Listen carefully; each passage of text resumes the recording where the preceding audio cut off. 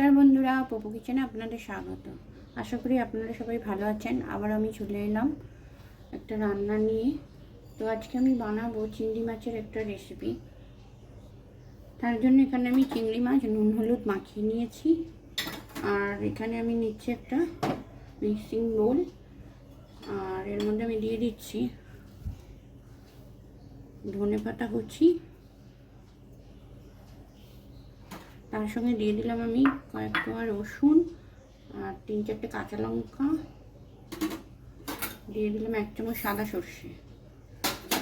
আর এখানে আমি গরম জল বসিয়েছি। এই সমস্ত উপকরণগুলো আমি একটা মিক্সিতে পেস্ট বানিয়ে নেব। এখানে আমি নিয়েছি কলা পাতা, এটা গরম জলে একটু ভাপিয়ে নেব। গরম জলের যে ভাপটা হচ্ছে তার উপরে আমি এভাবে দিয়ে দিচ্ছি। গরম জলের ভাপে আমি কলা পাতাগুলোকে নরম করে নিচ্ছি।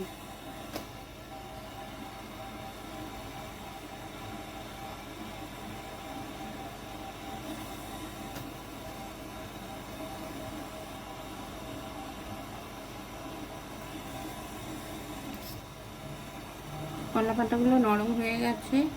এবার এই গরম জলের মধ্যে আমি একটু ঝাঁঝরি বসিয়ে দিলাম। এখানে নিয়ে নিচ্ছি একটা প্লেট।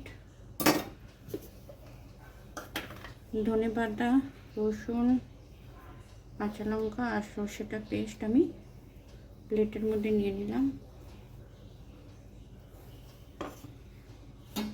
এবার দিয়ে দিচ্ছি চিংড়ি মাছগুলো, ভালো করে মাখিয়ে নেব।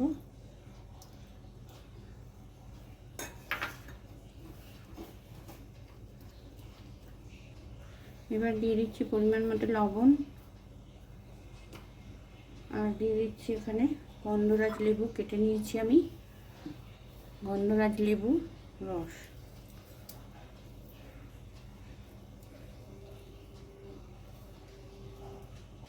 গন্ধরাজ লেবুর রসটা দিয়ে দিলাম। এবার আমি দিয়ে দিচ্ছি সরষের তেল। আবারও একবার ভালো করে মেখে নেব আমি হাতে করে। এবার মাখা চিংড়িটা নিয়ে আমি চলে এসেছি। এখানে নিলাম কলা পাতা একটা প্লেটের মধ্যে।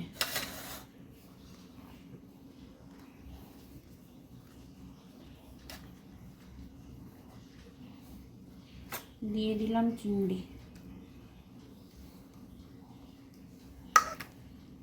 চিংড়িটা দিয়ে আমি ভালো করে সুতো দিয়ে কলা পাতা বেঁধে নেব।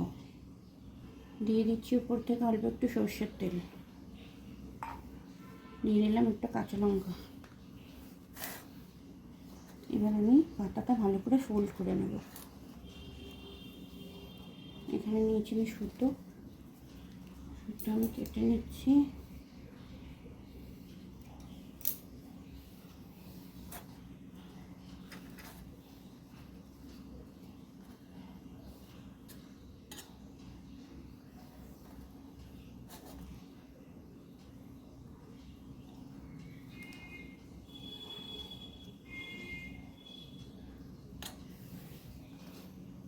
একটা ভালো করে বাঁধা হয়ে গেছে।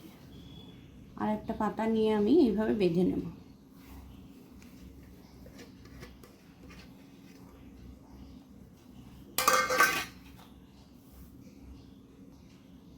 দিয়ে দিলাম একটু লঙ্কা, এবার থেকে দিয়ে দিচ্ছি অল্প একটু সর্ষের তেল।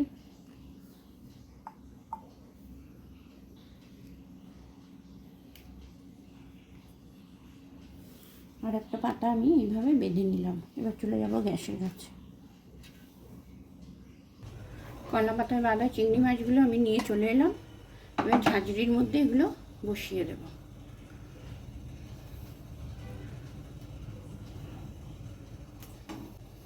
কলা পাতায় বাঁধা চিংড়ি মাছগুলো আমি দিয়ে দিলাম। আর উপর থেকে একটা প্লেট আমি ঢেকে দিচ্ছি এই 8-10 মিনিটের জন্য। 8 থেকে 10 মিনিটের জন্য মিডিয়াম আছে আমি এটা রেখেছি। 10 মিনিট মতো হয়ে গেছে। এবার আমি ঢাকনাটা খুলে দেখে নিচ্ছি।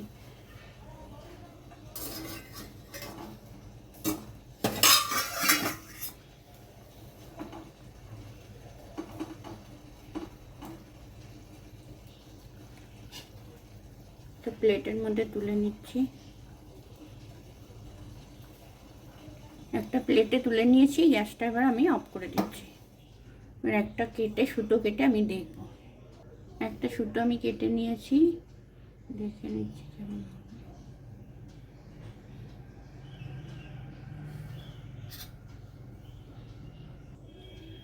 চিংড়ি খুব ভালোভাবে সেদ্ধ হয়ে গেছে, খুব সুন্দর একটা গন্ধ বেরিয়েছে বন্ধুরা। তো তৈরি হয়ে গেল কলা পাতায় মোড়া হারিয়ালি গন্ধরাজ চিংড়ি ভাপা। এভাবে আপনারা বানিয়ে খাবেন, গরম ভাতের সঙ্গে খেতে খুব ভালো লাগে। দেখুন বন্ধুরা, খেতেও খুব ভালো হয়েছে।